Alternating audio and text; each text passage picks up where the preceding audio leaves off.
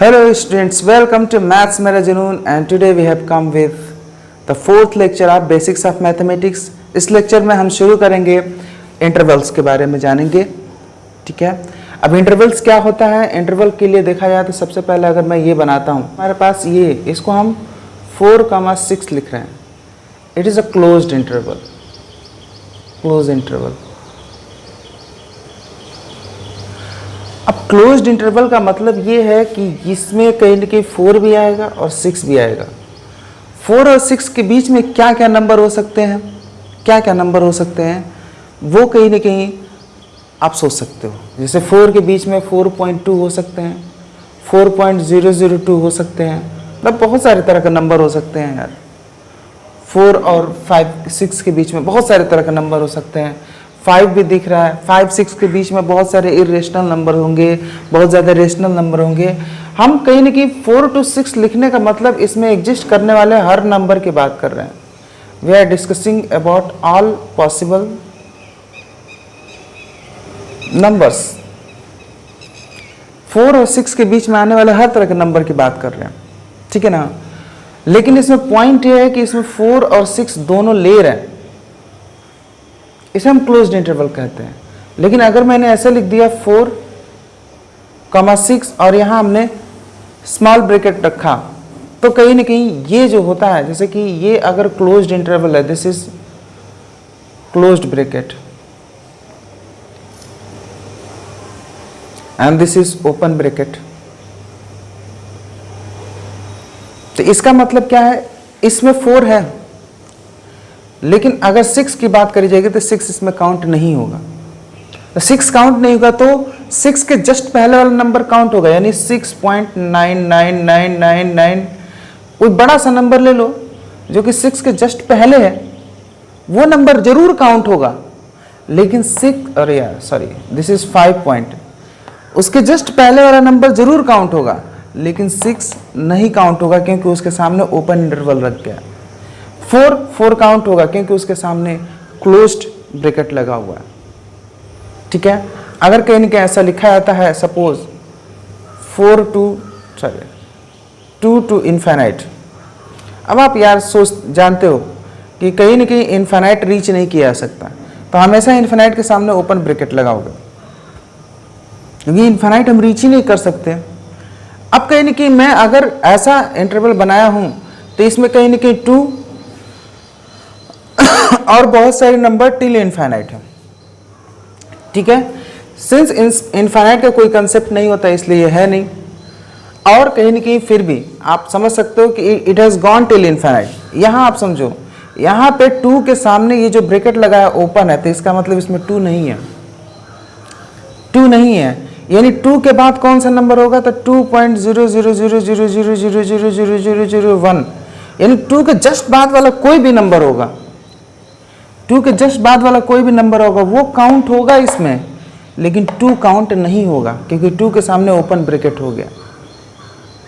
यानी आप ये भी कह सकते हो कि अगर 2 to इन्फिनाइट लिखा है, इसको हम ऐसे लैंग्वेज में लिख सकते हैं कि इसके नंबर्स को देखा जाए तो इसमें जितने नंबर्स हैं, है ना, all the numbers are greater than 2। 2 से बड़े हैं मतलब क्या है, इक्वल नहीं है। 2 से बड़े हैं इसका मतलब क्या है, 2 के इक्वल नहीं है। यहां क्या है, 4 और 6 को लेके और उसके बीच में जो नंबर हो सब, अगर कहीं न कहीं मैं अगर यहाँ पे ओपन इंटरवल कर दिया तो आप 4 को आप नहीं ले सकते। अगर मैं 4 को एक्सक्लूड करना चाहता हूँ 4 को, तो यहाँ पे मैं क्या कर दूंगा, ओपन इंटरवल कर दूंगा। तो इंटरवल का थोड़ा बहुत आइडिया हो गया है। अभी सवाल लग रहे हैं, आपको समझ में आने लगेगा क्या चल रहा है। ठीक है,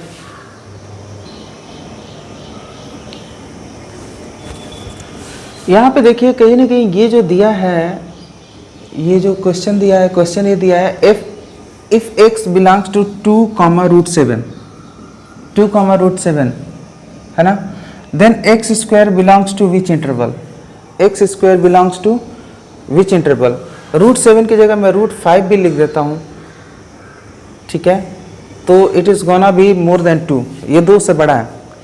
तो 2 और 5 ये x का इंटरवल 2 और 5 है, इसका मतलब क्या है कि x 2 और 5 के बीच में लाई करता है, मतलब x 2 भी हो सकता है और √5 भी हो सकता है और इसके बीच में जितने नंबर आएंगे सब हो सकता है। मतलब इतना लिखने का मतलब 2 और √5 और इसके बीच में आने वाला हर एक नंबर, सारे नंबर को ये कहीं ना कहीं डिनोट करता है 2 to √5 का मतलब। इसमें पॉइंट ये है कि 2 और 5 भी है क्योंकि यहाँ क्लोज ब्रैकेट है, ठीक है ना। अब कहीं ना कहीं ये दिया है कि अगर x 2 से √5 के बीच में है, x 2 से √5 के बीच में है तो x स्क्वायर कितना होगा, किसके किसके बीच में होगा, x स्क्वायर किसके किसके बीच में होगा, वो इंटरवल हमें बताना है कि किसके किसके बीच में x स्क्वायर होगा, है ना। ये बात बतानी है। यानी कहने का मतलब कि अगर मान रहे हैं कि x की बात करें तो x 2 तो है, तो x स्क्वायर में ये पक्का है कि 4 तो होगा ही, क्योंकि 2 का स्क्वायर 4 होता है।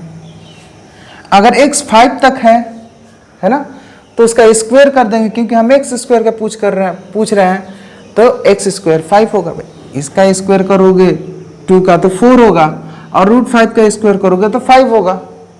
तो इसका मतलब x स्क्वायर किसके किसके बीच में लाई करेगा, 4 to 5। x स्क्वायर किसके बीच में लाई करेगा, 4 to 5।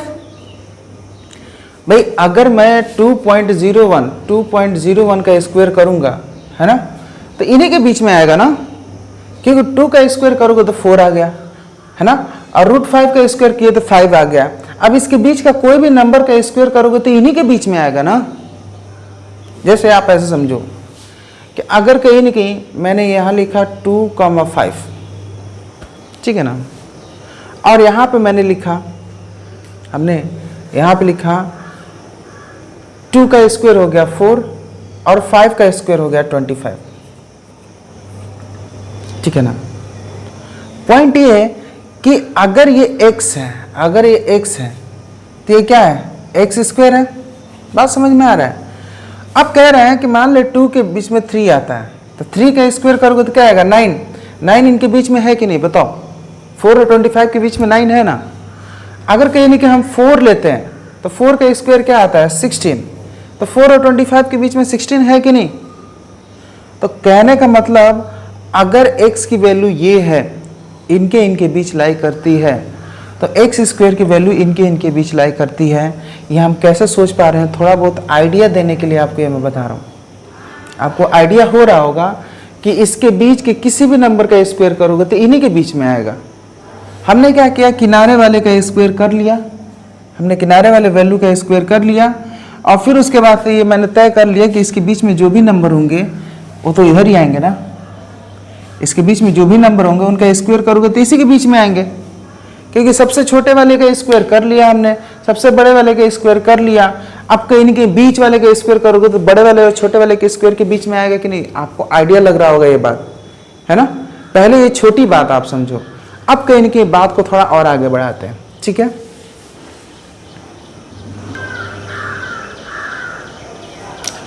अब यहाँ पे देखिए कहीं ना कहीं ये तो हम कर लेंगे डायरेक्ट, ये बात हमें समझ में आ गई कि x अगर ये है तो x स्क्वायर क्या होगा, 2 का हो गया 4 और √5 का हो गया 5, तो x स्क्वायर 4 और 5 के बीच में होगा। डायरेक्ट बात समझ में आ रही है। लेकिन अभी हम ग्राफ वाली बातें करेंगे, क्योंकि अभी जो ही सवाल आगे बढ़ाएंगे तो गाड़ी फंसने लगेगी। तो ग्राफ की बातें हमें करना ज़रूरी है ताकि हम सोच सकें। अब क्या कह रहा है, अगर ये देखा जाएगा this is x and this is what, y equal to, मतलब ये फंक्शन क्या है, अगर मैं लिखूं f(x) equal to x square की बात करी जा रही है, इसी की बात करी जा रही है। तो यार f(x) equal to x square को क्या लिखते हो, y equal to x square लिखते हो कि नहीं। और y equal to x square का ग्राफ मैंने पिछले लेक्चर में इतना मेहनत करके इसीलिए बनाया था ताकि जब मैं अचानक बनाऊं तो आपको कुछ अटपटा ना लगे। क्लियर है। अब कहीं ना कहीं सोचो, x की वैल्यू 2 to √5 है, तो अगर x की वैल्यू यहाँ पे 1 हो गया और यहाँ पे 2 हो गया और √5 2 के जस्ट बाद होगा, √5 की वैल्यू 2.23 समथिंग होती है, 2 के जस्ट बाद होगा।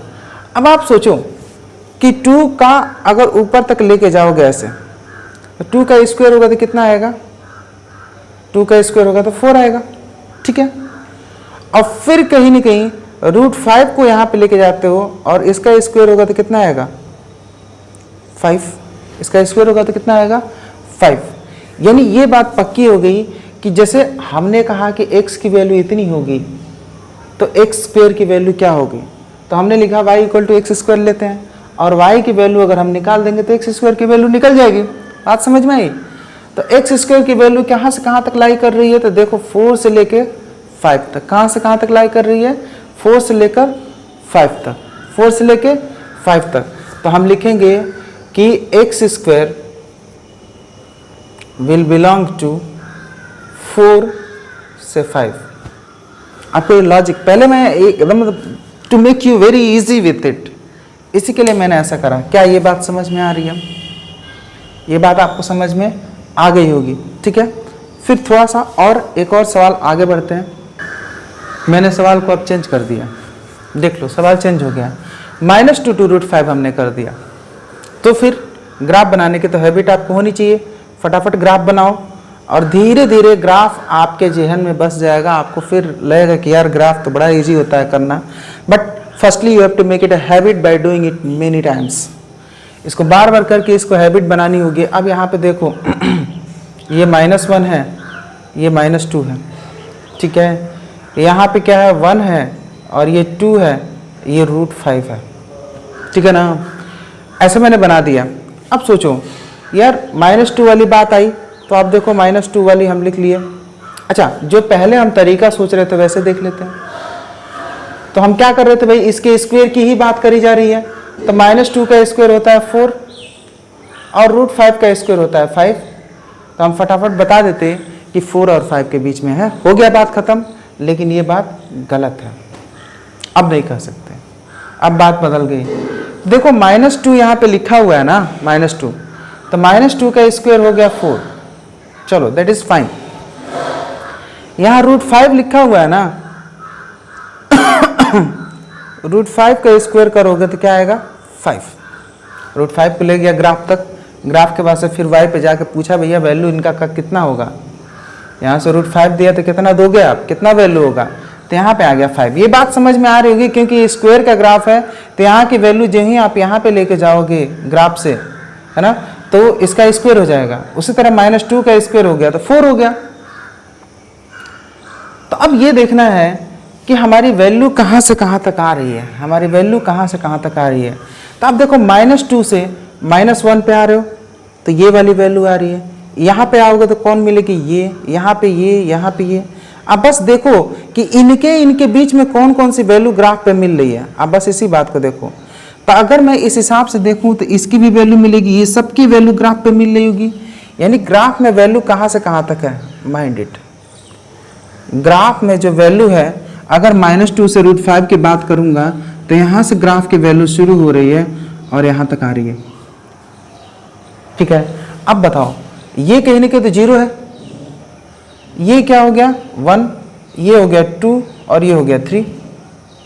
तो आप देखो y में अगर ग्राफ यहाँ से यहाँ तक है तो कहीं ना कहीं y में देखो तो y में वैल्यू 0 वाली भी आ रही है क्योंकि ग्राफ 0 को भी टच कर रहा है। जो मैंने शेड किया है, जो मैंने ऐसे ऐसे करके शेड कर दिया है ग्राफ को, वो ये बता रहा है कि -2 से √5 तक की जो वैल्यू हम देख रहे हैं वो यहाँ से यहाँ के बीच में देख रहे हैं।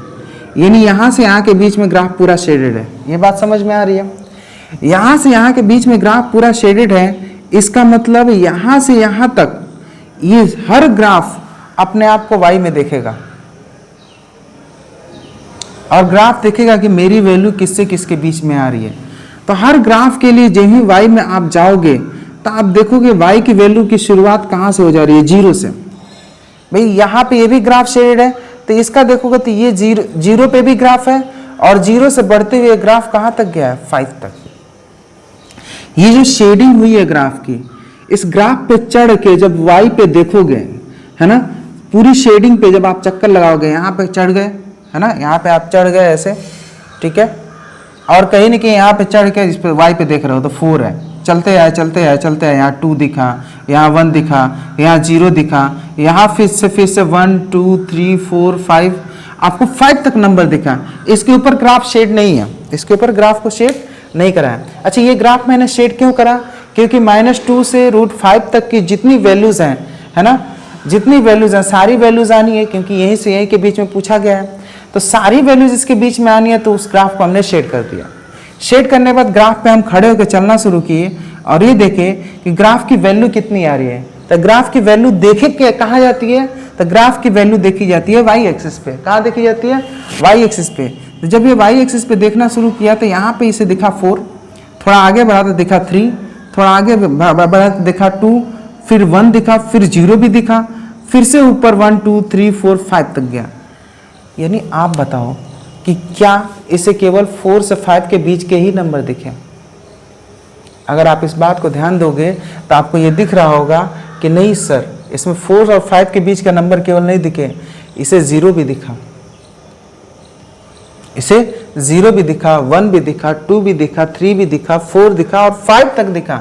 यानी यहाँ 0 से 5 तक है, 4 से 5 तक नहीं है, 0 से 5 तक है। यानी y की वैल्यू 0 से स्टार्ट हुई है और 5 तक है। y की वैल्यू 0 से स्टार्ट हुई है और 5 तक है। इसका मतलब x square will belong from 0 to 5। अब सोचो 4 से 5 है ना, ठीक है, 4 से 5 ये बहुत कम रेंज हुआ, और 0 से 5 मतलब 0 में 0 भी आता है, 1 भी आता है, 2 भी आता है, 3 आता है ना, 4 भी आता है, और इसमें 4 5 ये इंटरवल बड़ा है कि नहीं? 0 से 5 में बहुत ज़्यादा लोग हो गए, 4 से 5 में बहुत कम लोग हो गए एज कंपेयर टू दिस। तो ये लॉजिक आपको समझ में आ गया होगा कि आंसर अब डायरेक्ट स्क्वायर करने वाली बात नहीं रह गई है। जब हम ग्राफ में देखेंगे तो बात बदल जाती है ना। जैसे मैंने पहले बताया था कि इसका स्क्वायर कर दो आंसर मिल गया, तो पहले वाले कंडीशन में आंसर मिल गया। लेकिन जब हमने ग्राफ बनाया है ना, अब लॉजिकली भी आप इस बात को समझ सकते हो कि -2 से √5 तक का अगर नंबर देखें तो यार बहुत सारे नंबर आते हैं। क्या -2 से √5 में -1 आता है, 0 आता है, 1 आता है, 2 आता है। मैं सिंपल लेता हूं। अब सोचो यार, इसका स्क्वायर करोगे तो क्या आएगा? 1। 0 का स्क्वायर करोगे तो क्या आएगा? 0। 1 का स्क्वायर करोगे तो 1 आएगा, और 2 का स्क्वायर करोगे तो 4 आएगा।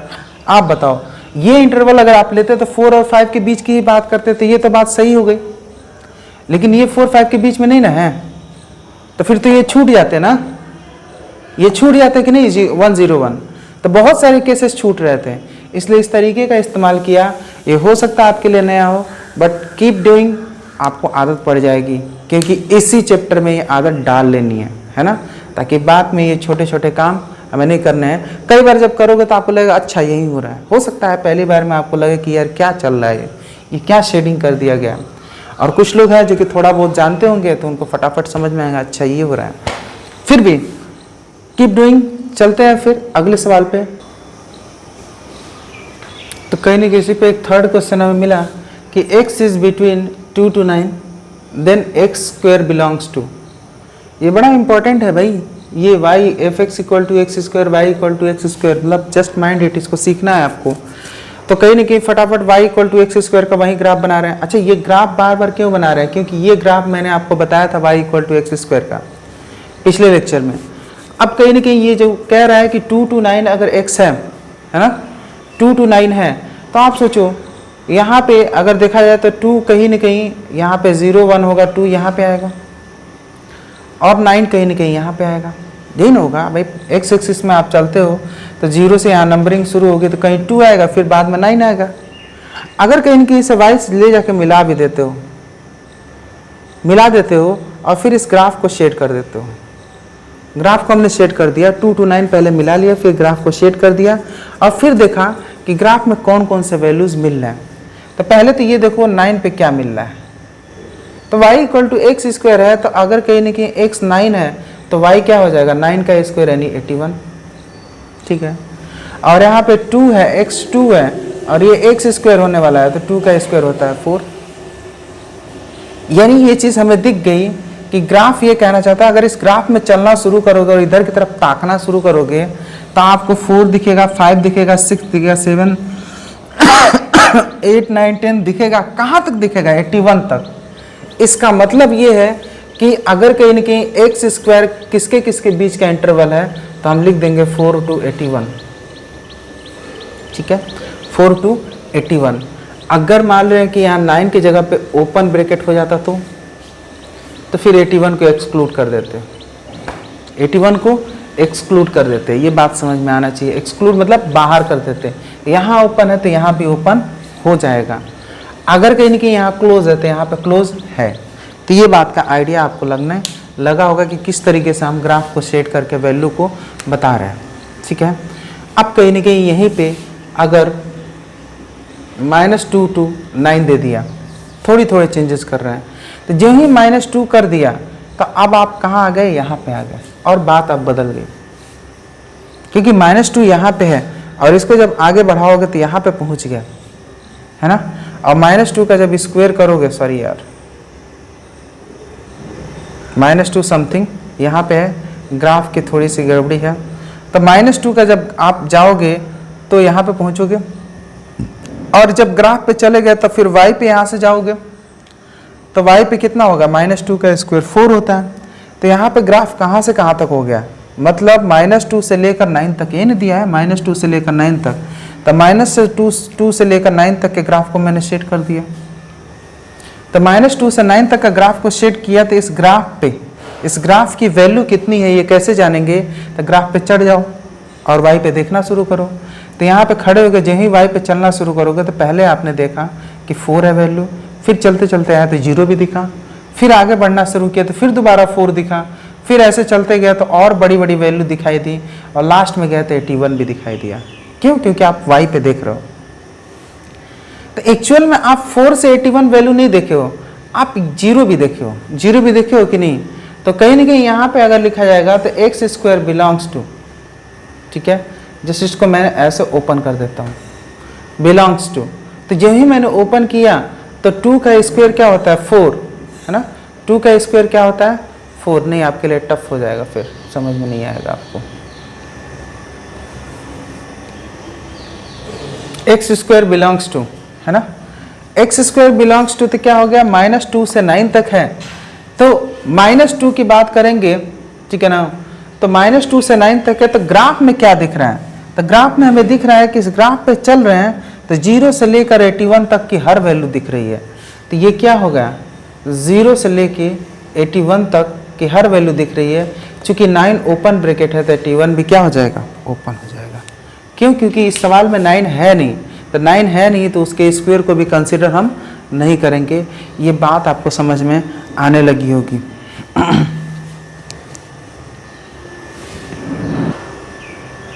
सवाल दिया है x belongs to 1 to 4 then 1/x belongs to. तो x बिलोंग्स टू 1 to 4 दिया है तो 1/x बिलोंग कैसे करता है, तो ये जो है ये क्या है, ये कैसा फंक्शन है, f(x = 1/x), यानी y = 1/x वाला फंक्शन है। यानी 1/x है तो y पे वैल्यू क्या होगी, मतलब 1/x की वैल्यू क्या क्या हो सकती है ना। तो यार y = 1/x की वैल्यू तो मतलब ग्राफ तो एटलीस्ट मैं आपको सिखा ही चुका हूँ, ऐसे कुछ होता है, याद करो, होता है कि नहीं, ग्राफ होता है ना। तो अगर 1 to 4 बोला जाएगा तो यार यहाँ पे x एक्सिस है, यहाँ 0 होगा और यहाँ पे कहीं ना कहीं पास ही में 1 होगा और उसके बाद से यहाँ 4 होगा कि नहीं, बोलो। तो कहीं ना कहीं 1 to 4 कहाँ है, तो 1 to 4 कहाँ है, तो पहले 1 को आगे बढ़ाते हैं और देखते हैं कौन सा नंबर मिलने वाला। तो 1 को आगे बढ़ाते हैं तो हमें जो नंबर मिलने वाला है वो ये है कि 1 का 1 मतलब अब 1 है, x की वैल्यू अगर 1 है तो यहाँ पे 1 पुट करोगे तो 1/1 होगा और 1/1 की वैल्यू क्या होगी, 1। तो y पे इसकी वैल्यू क्या हो रही है, 1। y पे इसकी वैल्यू क्या हो रही है, 1। अच्छा, 4 का चेक करेंगे कि 4 पे इसकी वैल्यू क्या आने वाली है। तो 4x की वैल्यू है, किसकी वैल्यू है, x की वैल्यू। तो 4 को ले जाके यहाँ पे रखोगे तो 1/4 हो जाएगा। क्या हो जाएगा भाई, x की जगह पे ला के रखोगे तो ये 1/4 हो जाएगा, यानी y की वैल्यू 1/4 हो गया। भाई x की वैल्यू अगर 4 लेते हैं, x की वैल्यू यहाँ x एक्सिस पे जो वैल्यू है x, उसकी वैल्यू 4 लिए हो, इस 4 को ले जाके यहाँ पे रखे तो 1/4 हो जाएगा कि नहीं। तो y की वैल्यू 1/4, तब y पे जाओ, y पे आप चल के जाओ और उसकी वैल्यू 1/4 लिख दो। y पे चल के जाओ और उसकी वैल्यू 1/4 लिख दो। Is that clear? तो इस तरीके से कहीं ना कहीं हम देखेंगे, अगर आपसे पूछते हैं है ना कि 1 to 4 का ग्राफ क्या है, तो आप फटाफट ये शेडिंग करना जानते हो। ये हो गया सर। तो 1 to 4 का ग्राफ है, उसका 1/x करने पे क्या क्या वैल्यू आई हैं। तो शुरुआत हो गया 1/4 से। कहाँ से शुरुआत हुआ? 1/4 से। जब यहाँ से चलना शुरू करोगे पहले 1/4 मिलेगा, फिर देखते जाओगे तो कहाँ तक पहुँचोगे? 1 तक। यानी कहीं ना कहीं 1/x किस में बिलोंग कर रहा है? तो 1/x बिलोंग कर रहा है 1/4 से लेकर 1 तक। बट पॉइंट, अच्छा इसमें दोनों क्लोज्ड इंटरवल है, नो प्रॉब्लम, ये भी क्लोज रहेगा। तो 1/4 से 1 तक ये वैल्यू। अब 1/x को मैंने y लिखा है, तो आप ऐसे भी लिख सकते हो, y बिलोंग्स टू 1/4 to 1। ये बात आपको समझ में आनी चाहिए, ये बात आपको समझ में आनी चाहिए। ठीक है, क्लियर है? क्लियर है? अब देखो थोड़ा सा बदलाव क्या गड़बड़ करता है। थोड़ा सा बदलाव यानी मैंने यहाँ पे -1 रख दिया। क्या रख दिया? -1। अब बातें बदल गई, केवल वहाँ -1 रखने से बात बदल गई। कैसे? देखो -1 रखा तो यार ये 0 है, तो -1 इधर कहीं होगा, होगा ना, नीचे की तरफ आ गया।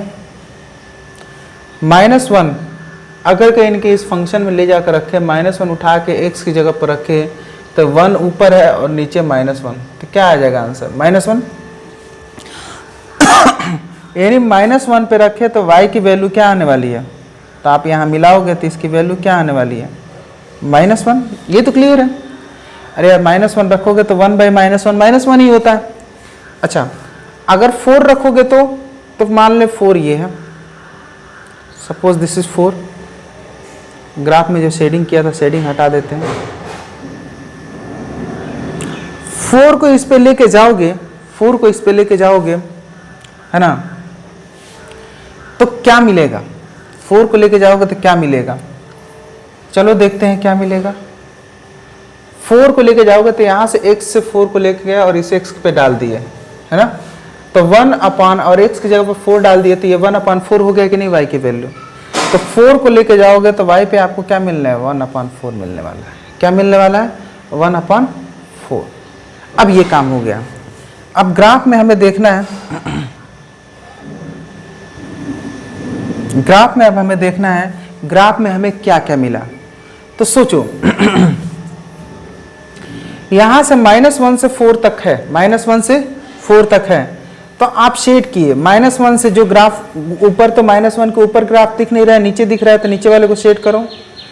तो भाई मैंने ऐसे शेड करना शुरू किया, ग्राफ इधर तक सब शेड कर दिया।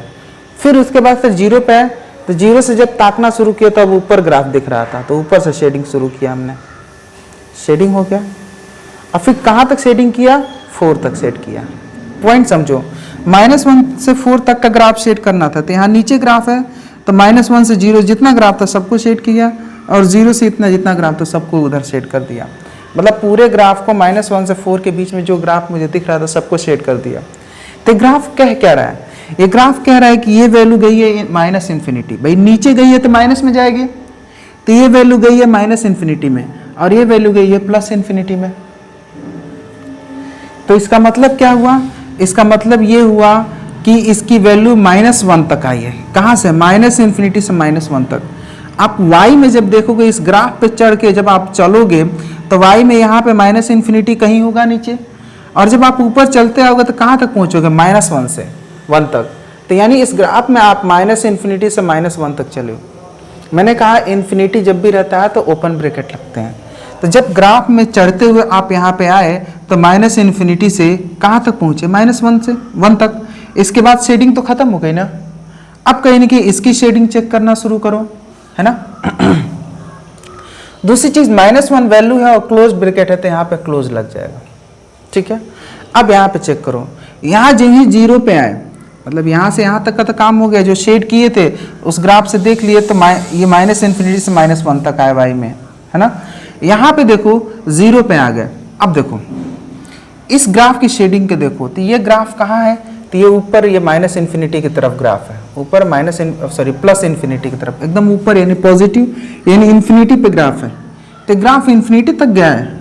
अच्छा, तो ये इन्फिनिटी पे देखिए, इन्फिनिटी से कम होते कम होते कम होते कम होते आए हैं, तो ये ग्राफ कहाँ तक आया है 1/4 तक, यानी 1/4 छोटी वैल्यू है, तो 1/4 से लेके इन्फिनिटी तक एक ग्राफ गया है। यहाँ पे ऐसे भी समझो कि अगर मैं यहाँ से टॉर्च जलाता हूँ, अगर मैं यहाँ से टॉर्च जलाता हूँ तो वाई में कहाँ कहाँ जो है प्रकाश को रोक देगा ये। या ऐसे समझो कि यहाँ से अगर आप देख रहे हो तो ग्राफ 1/4 से शुरू हो रहा है वाई की वैल्यू और कहाँ तक जा रहा है, इन्फिनिटी तक।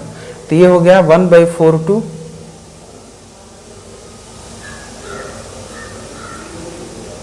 इन्फिनिटी, इन्फिनिटी पे ओपन ब्रैकेट और 1/4 पे क्लोज ब्रैकेट। क्यों? क्योंकि 4 से 1/4 बना है तो क्लोज ब्रैकेट, और यहाँ पे यूनियन मैंने कर दिया।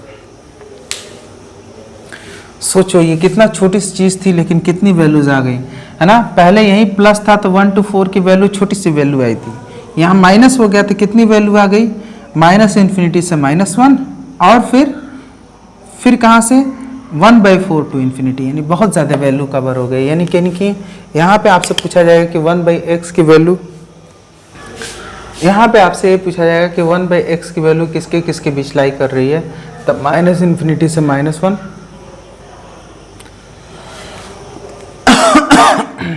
और क्या, sorry, union 1/4 to infinity, 1/4 to infinity. Things can be new to you, अगर नया है तो जस्ट कीप डूइंग, आदत पड़ जाएगी, समझ में आने लगेगा। क्यों? क्योंकि आदत नहीं पड़ी अभी ऐसे सवाल की। तो आपको ये क्लियर हो गया होगा कि किस तरीके से वैल्यू को हम ग्राफ के हेल्प से बनाने वाले हैं। तो जब भी x² का या कहीं ना कहीं 1/x का ग्राफ के हेल्प से वैल्यूज़ को देख लेना होता है, क्योंकि वैल्यूज़ कुछ और दिखती हैं और कुछ और होती हैं।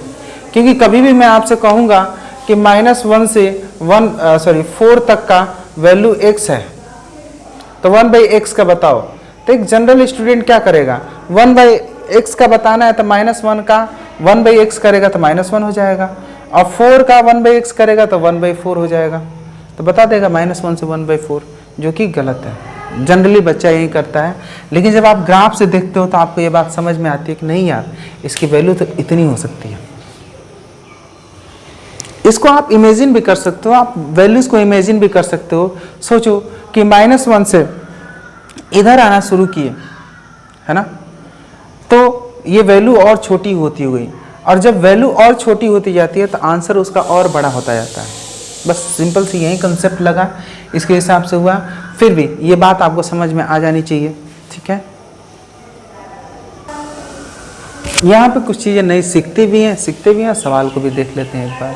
सो देयर इज ए क्वेश्चन, एक क्वेश्चन हमारे सामने है, ठीक है। क्वेश्चन क्या है, y = 1/mod x, then find the intervals of y if x is from -1 to 4। तो पहले कहीं ना कहीं ये जो है फंक्शन, इसका ग्राफ आपको आना चाहिए। तो ग्राफ मैंने एक सिखाया था और थोड़ा सा और उसमें आपको सिखाने वाला हूँ। ये ग्राफ आप जानते हो, ये ग्राफ किसका है, y = 1/x का, ये ग्राफ आप जानते हो। लेकिन यहाँ पे लग गया मॉड, तो क्या होगा, तो यार मॉड लगने से क्या होता है, it always gives positive values.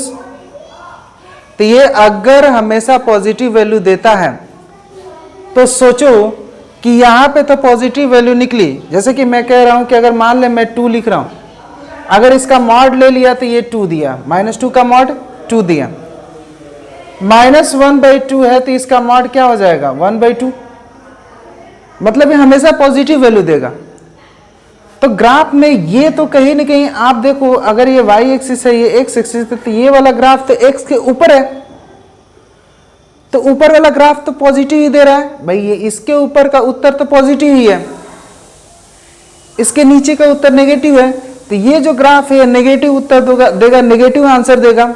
तो ये ग्राफ नेगेटिव आंसर देगा, लेकिन मॉड लग जाने के बाद से कोई भी नेगेटिव वैल्यू नहीं आने वाली है। तो मॉड लग जाने के बाद से कोई भी नेगेटिव वैल्यू अगर नहीं आएगी तो फिर तो सारी पॉजिटिव वैल्यू आएगी, और सारी पॉजिटिव वैल्यू आएगी तो कैसे आएगी, तो अगर मान लें लिखा होगा -1/2 आंसर में, और उसका जब मॉड लग गया होगा तो वैल्यू क्या हो जाएगी, +1/2। अगर आंसर में लिखा है -4 और उसका मॉड लग जाएगा तो क्या हो जाएगा, +4। भाई कहने का मतलब जो भी मॉड लगने का यही डिफरेंस होगा कि अगर नेगेटिव वैल्यू होगी और उसके ऊपर मॉड लग जाएगा तो पॉजिटिव हो जाएगा।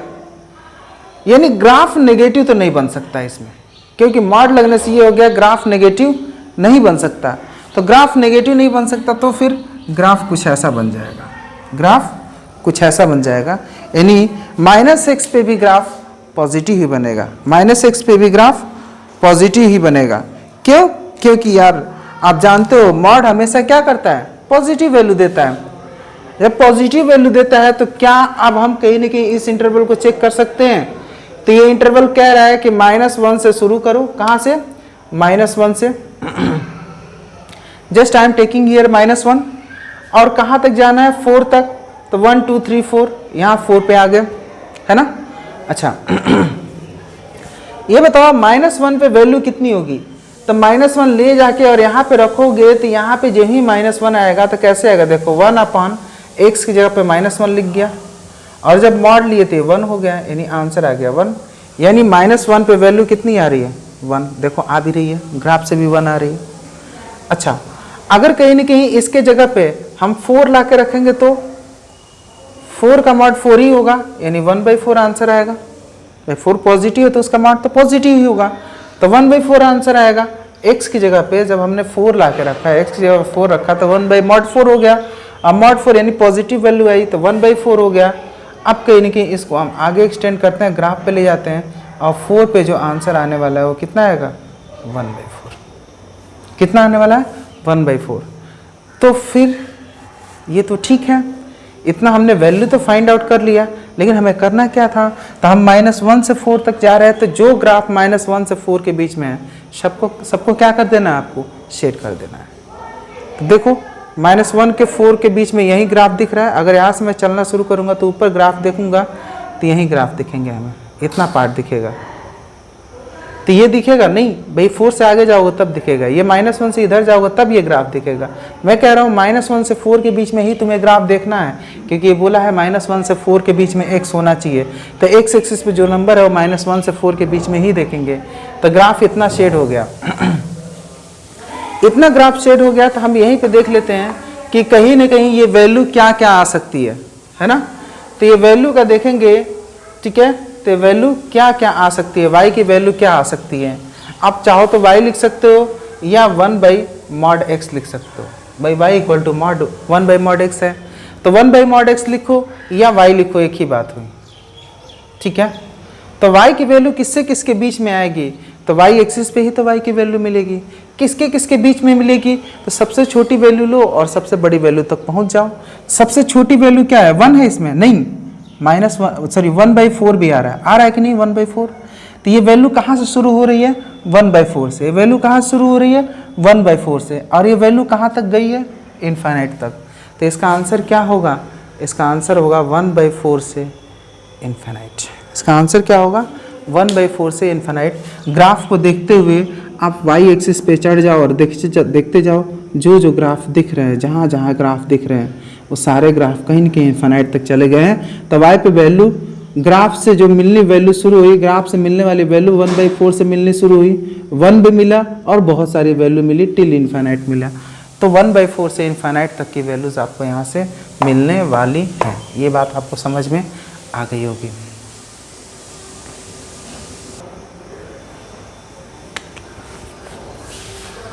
एलेवन पॉइंट ये है कि अगर a + b + c का अगर स्क्वायर आपको दिया गया है, आप 9th क्लास में कर चुके हो, तो ये a² + b² + c² + 2ab + 2bc + 2ca लिखा करते थे। तो इसको नया नोटेशन हम बना के लिखते हैं, उस नोटेशन को समझो। अगर मैं ऐसा कर दूं a², तो ये a² + b² + c² सबको दिखाता है। समेशन ऑफ a² का मतलब कि a² + b² + c² तीनों को ये दिखा रहा है।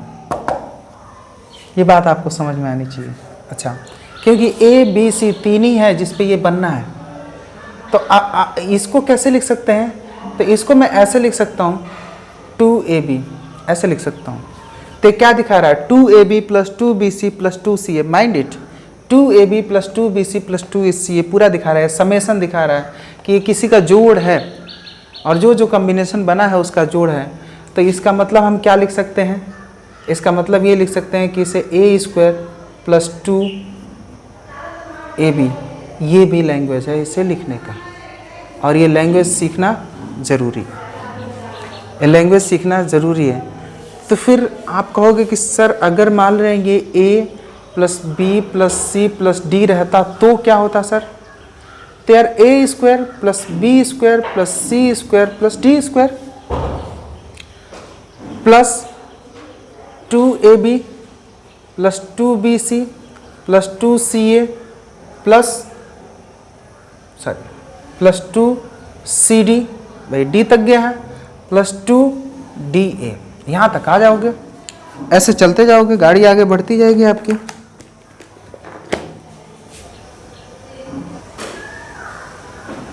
तो देखो कहीं न कहीं ऐसा क्रम तो आपको दिख रहा होगा, तो क्रम दिख रहा होगा तो इसको क्या मैं ऐसे लिख सकता हूँ? ए स्क्वायर प्लस 2 बाहर लेते हैं ए बी। इसी से आपको समझ में आना चाहिए कि ए स्क्वायर लिखा है और समेशन कर दिया, इसका मतलब A square plus B square plus C square plus D square. ये शॉर्ट में लिखने का तरीका है। इसका मतलब A B plus B C plus 2ca plus 2cd plus 2da, ऐसा करके ये कॉम्बिनेशन बन गया। यहाँ पे ऐसा सवाल दे दिया a1 plus a2 plus a3 plus a4 an दे दिया। माइंड इट यहाँ पे 2ab bc cd da, अब इसमें कई कॉम्बिनेशन बनेंगे, है ना? आपको कहीं ना कहीं 2 के कॉम्बिनेशन बनेंगे और सारे कॉम्बिनेशन लिखने पड़ेंगे, मतलब ठीक है।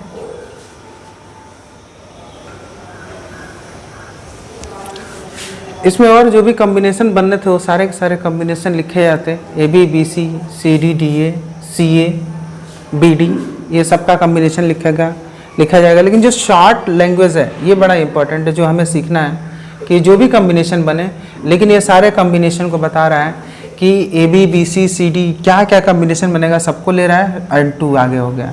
जैसे यहाँ पे A B B C C D A B B C, ठीक है, सी ए, जितना कॉम्बिनेशन बना वो लिख दिया। उसी तरह इसमें जितना कॉम्बिनेशन बनेगा वो आपको लिखना है।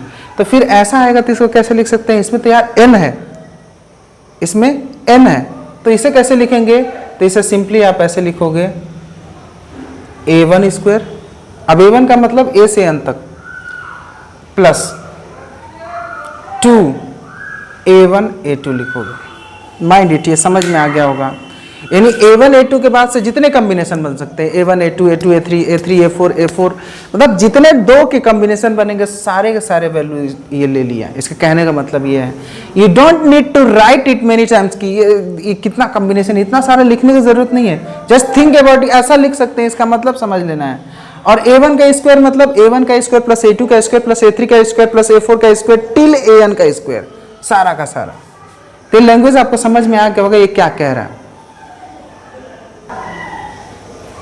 अच्छा, इसमें देखो एक और चीज़ है, मैं यहाँ पे a1 a2 लिखा हूँ, फाइन। a1 इंटू a1 भी तो एक कॉम्बिनेशन हो सकता है, तो a1 इंटू a1 कॉम्बिनेशन होगा तो क्या होगा? a1 इंटू a1 कॉम्बिनेशन होगा। अगर a1 इंटू a1 कॉम्बिनेशन होगा तो a1 इंटू a1 क्या हो गया? a1 square. तो कहने का मतलब है कि अगर मान लें एक i है और एक j है, तो i should not be equal to j, मतलब a1 एक है तो दूसरा अलग होना चाहिए वैल्यू, है ना? इस बात का ध्यान रखना। अगर ये 1 है तो ये 2 होना चाहिए, 2 है तो ये 3 होना चाहिए, 3 है तो ये 5 होना चाहिए, मतलब ऑल सेम नहीं होना चाहिए, क्योंकि सेम हो जाएगा तो उसका स्क्वायर हो जाएगा, वो तो ऑलरेडी हम लिख ही चुके हैं, है ना? तो अगर इसमें i और j यानी 1 2 है तो दोनों इक्वल नहीं होना चाहिए, है ना? i and j should not be equal, i and j should not be equal. इन तीनों का 1 2 1 3 जो भी लिखा जा रहा है वो कॉम्बिनेशन में ये दोनों इक्वल नहीं होना चाहिए एक दूसरे के, क्योंकि इक्वल हो जाएंगे तब तो स्क्वायर में आ जाएंगे, ठीक है? तो ये लैंग्वेज समझाने में थोड़ी सी मुश्किल मुझे हो सकती है। i is not equal to j, मतलब कहने का मतलब मैं इसे a1 a2 लिख सकता हूँ, a3 a5 लिख सकता हूँ, मतलब 3 और 5 इक्वल नहीं है, 1 और 2 इक्वल नहीं है। a9 a100 लिख सकता हूँ, ये चलेगा, लेकिन a9 और A9 इंटू कर देंगे तो ये क्या हो जाएगा A9 का स्क्वायर, लेकिन स्क्वायर वाली सारी वैल्यू तो इसमें आ गई ना। इसका लिखने का मतलब क्या है, A1 square plus A2 square plus A3 square plus A4 square plus A5 square plus A6 square, ऐसे करते करते कहाँ तक जाना है आपको, AN स्क्वायर तक जाना है, तो उसमें A9 स्क्वायर तो आएगा ही। तो सेम वाला वैल्यू जब लोगे A1 ले लोगे, A2 ले लोगे, तो A1 स्क्वायर हो गया। A2 ले लेते तो ये क्या हो जाएगा A2 स्क्वायर, जो कि लिखा हुआ है। तो इसीलिए इसमें कंडीशन रख दिया गया है ना, कि दोनों इक्वल ना हो, दोनों इक्वल ना हो। अगर एक I है और एक J है तो I J should not be equal, just mind it, यही इंपॉर्टेंट है। तो कहने का मतलब कॉम्बिनेशन किस तरीके का यहाँ बन रहा है, इस तरीके का बन रहा है कि दो वैल्यूज़ का कॉम्बिनेशन बन रहा है, दो वैल्यूज़ का कॉम्बिनेशन बन रहा है, लेकिन उसमें इस बात का ध्यान रखना है कि सेम वाली वैल्यू एक्सक्लूड हो रही है, सेम वाली वैल्यू एक्सक्लूड हो रही है, यानी ये वाली वैल्यू एक्सक्लूड क्या हो रही है, यहाँ पे लिखी जा चुकी है, तो बार बार लिखना नहीं है, बस यही समझना है। तो ये बात आपको समझ में आ गया होगा, चूंकि आपको यहाँ भी देख लो, यहाँ पे देखो A इंटू A स्क्वायर हो गया। यहाँ ये वाला जो सेक्शन है इसमें दोनों अलग अलग है, A से B का है, B से C का है, C से A का है। अगर A से A का देखा जाए तो लिखा जा चुका है यहाँ ना, तो उसको इसमें शामिल नहीं किया जाएगा, है ना। तो ठीक है, आपको समझ में आ गया होगा, एक पैटर्न से समझ में आ गया होगा जो जनरली आप पहले भी किया करते थे, बस पैटर्न आपको देखना था कि अगर A से N तक का स्क्वायर हो जाता तो क्या होता, ये पैटर्न आपको समझ में आ गया होगा।